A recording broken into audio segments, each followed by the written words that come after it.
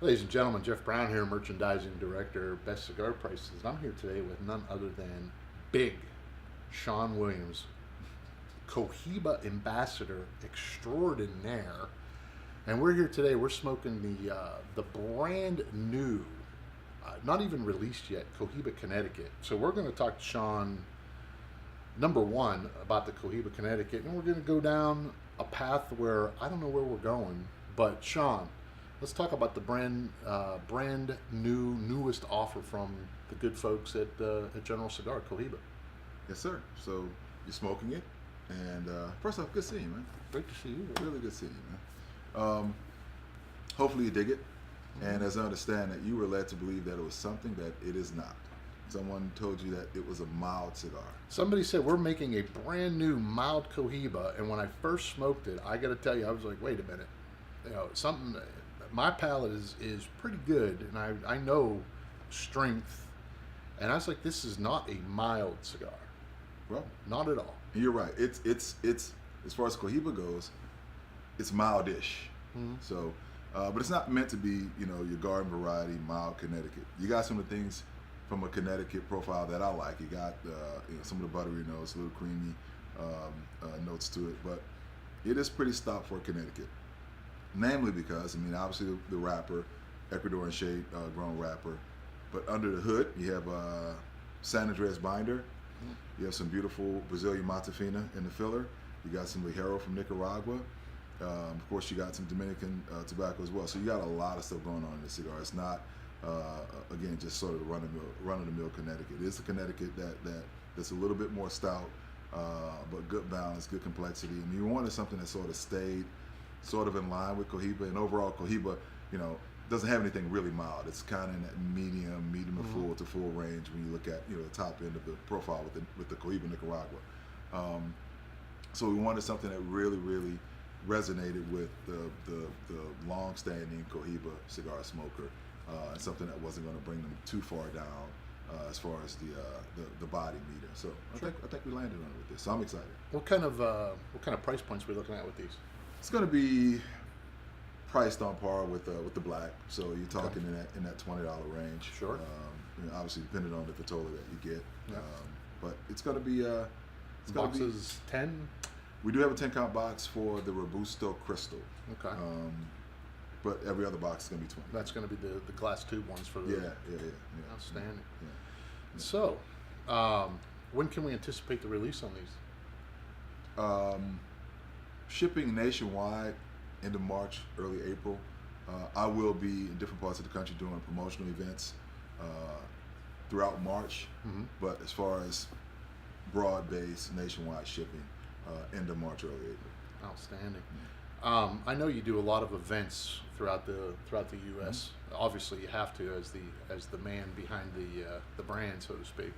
But you do an interesting event every year that I've heard about. I've never seen it, but I hear that you are the man at the Kentucky Derby.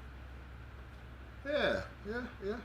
So what happens down there? You get to go You get down rained and on. juleps. You get rained on. Is what you do. People with big hats running around. Yeah. So have you been to the Derby? I've never been, but I've seen it on TV. It's one of those things, man. The Derby's a lot. Like it's a lot of people, and it's feast or famine, so to speak. Like one year it's like hot, and you got on this nice suit, and the ladies are there with the hats, and they're all dolled up, and it's just hot, and you're soupy, soaking wet. If you're out, in the elements and whatnot. One year I lucked up, and I was at the finish line suite, the Woodford Reserve finish line suite, and I was drinking mint juleps, eating prime rib, and just enjoying the indoors. But most time you want to be out and about. This past year, it was the wettest Derby on record. Dude, my shoes were ruined. My suit was ruined, but you have to be outside, and you're selling cigars too, so that's outside, and it's a great experience. So it's a selling event? Yeah, man. Yeah. Wow. Yeah. I thought maybe it was just going down to promote the brand. And I work, you're man. promoting the brand, but, Come on, I work, all right. man. Well, we were talking to Ricky today, and sometimes some of the ambassadors work, others don't. I'm just throwing that out there. Hey, it's all work, right? It's all work. But no, it's a fun event. So, I knew you back when you had your own brand, and now obviously working for the folks at Cohiba. How did that come about? How did you get involved with the folks at General Cigar and get into being the ambassador of Cohiba? Well, like you mentioned, we go back, you and I, a number of years, and I've been in the business for a number of years, and it was I released my 10-year anniversary cigar in 2016 in Vegas, and it was not long after that the conversation started with General Cigar, and actually the first person to reach out to me directly was Rick Rodriguez, CAO. Mm-hmm. My name came up in some conversations internally with General. They were looking to, I'm not gonna not do something different with Cohiba, but just kind of, just maybe push it out in a more personal level, and Sure. just sort of change the dynamics as it relates to what the brand looks like in the marketplace, and some things in the way of innovations. And for some reason my name came up, which I'm happy.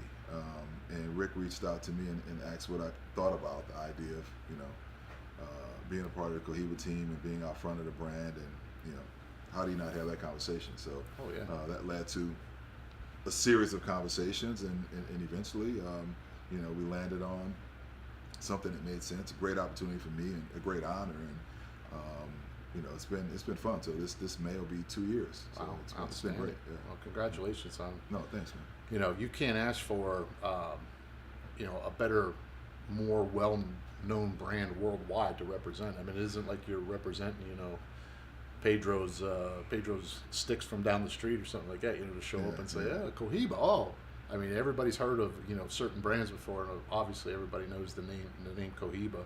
We're getting ready to open up the store here, and we still get customers that come in and well, I don't know much about cigars, but I heard of Cohiba, or I heard of certain brands.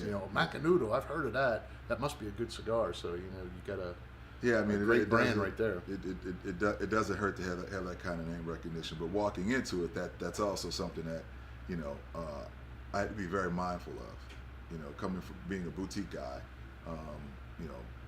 walking into as big a brand, a powerhouse brand like Cohiba, I wanted to make sure that we didn't do anything to alienate the long-standing Cohiba consumer, but at the same time, just kind of make sure the brand is moving in a direction where it's bringing in the new consumer. Sure. And it's been a good balance. Do you get to work at all in the process of any of the blending or anything? Of course. Outstanding. You know me, I'm a cigar maker, man. It's not like that's part of the deal. Like, oh yeah. If I have to sit in front of you and say, hey, this is why you should smoke this cigar, I damn well better know why you should smoke that cigar. So start to finish, yeah. All right. Well, continued success, and let me tell you, General Cigar couldn't have picked a better guy to represent their brand. You are a gentleman, you're a scholar, and you're definitely a fountain of knowledge when it comes to cigars in general, but specifically the Cohiba brand. So continued success to you, good man. I appreciate you for stopping in today. Thanks for having me. Everybody, check them out. You're going to love the new Cohibas, and obviously all the Cohiba brands are hot sellers for us here at Best Cigar Prices. When these come out, check them out. You'll be happy you did. Thank you.